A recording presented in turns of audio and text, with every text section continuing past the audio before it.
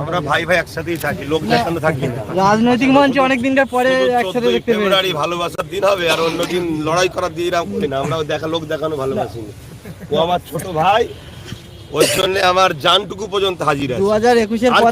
2021-এর পর থেকে আজকে রাজনৈতিক মঞ্চে আপনাকে এখানে দেখতে পাচ্ছি। আগের দিন প্রত্যেকটা মানুষ রাজনীতির সঙ্গে জড়িয়ে আছে। নিত্য প্রয়োজনীয় জিনিসের দাম বাড়ছে, আমায় কিনতে হয় না? লোক ফিরি দেয় নাকি? মসজিদ, মাদ্রাসা, ওয়াকাফ আমার নয়? আদিবাসী ভাইয়েরা তারা কি আমাদের ভাই নয়?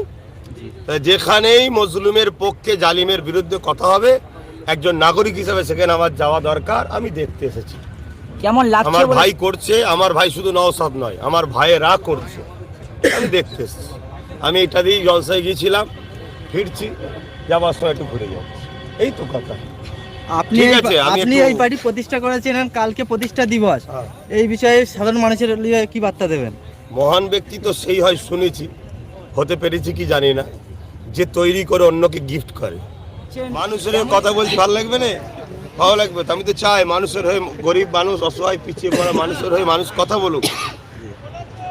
আজকে এই যে আমার দিদিটা, তিলোত্তমা দিদি, ইনসাফ এখনো পেলো? পেয়েছে কি? সঞ্জয় রায়কে ইনসাফ পেতে গেলে প্রকৃত যারা ইনসাফ যাদের হৃদয়ে আছে তাদেরকে ক্ষমতায় আসতে হবে, তবে ইনসাফ পাওয়া যাবে। আর নয় সব কিছুকে দমিয়ে রেখে দেবে। এই প্রোগ্রাম আটকানো অনেক পরিকল্পনা হয়েছিল, আপনি আসছিলেন, তার আগেও কিন্তু পুলিশ এসে বা নবান্ন থেকে পুলিশ আসলো, তারপরেও কিন্তু এই প্রোগ্রাম আমি এসছি বলে চলে গেছে। আবার খবর পেয়েছে, আসছে, পালিয়ে গেছে। টেলার দেখেছেন কি? টেলার আমি দেখাই না। আমি একজন ভারতের নাগরিক। ভারতের প্রত্যেকটা বালি কোনার সাথে সবার যেমন অধিকার আছে, আমার অধিকার। কেউ দাদাগিরি দেবে, এটা ছেড়ে দেওয়া যাবে না।